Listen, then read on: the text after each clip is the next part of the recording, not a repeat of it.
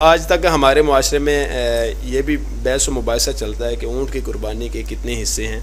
कोई 7 कहता है, कोई 10 कहता है। तो आज मुफ्ती साहब से जान लेते हैं, मुफ्ती साहब ऊँट की कुर्बानी के कितने हिस्से हैं? जी, सुनन अबू दाऊद के अंदर भी है, तिरमिज़ी शरीफ के अंदर भी है। हज़रत अब्दुल्ला बिन अब्बास रज़ी अल्लाहु अन्हुमा बयान फरमाते हैं कि हम एक सफ़र में रसूल मुकर्रम सल्लल्लाहु अलैहि वसल्लम के साथ थे। ईद उल अज़हा का मौका आ गया तो हम गाय में 7 लोग शरीक हुए और ऊँट के अंदर 10-10 लोग शरीक हुए। यानी कि 10 अच्छा, एक होती है उज़हिया और एक होती है हदी। जी, उज़हिया उस कुर्बानी को कहते हैं जो सारी दुनिया के मुसलमान ईद उल अज़हा के मौका पर अपने इलाकों में करते हैं। और हदी वो कुर्बानी होती है जो हज पर जाने वाले हुज्जाजे किराम मिना में या मक्का मुकरमा में कुर्बानियाँ करते हैं, उसका नाम होता है हदी।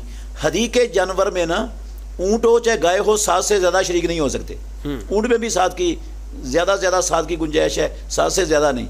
लेकिन उज़हिया जो अपने इलाकों में कुर्बानी होती है उसमें ऊँट के अंदर 10 ज़्यादा से ज़्यादा और गाय के अंदर 7 शरीक हो सकते हैं। यानी कि ऊँट के अंदर 10 हो सकते हैं। हाँ, उज़हिया में, हदी में नहीं हो सकते, जो मक्के में और मिना में होती है, जो हाजी करते हैं। अच्छा, वहाँ पे नहीं हो सकते, मतलब आम ये हो सकते हैं, आम हो सकते हैं, 10 हो सकते हैं। जी जी बिल्कुल।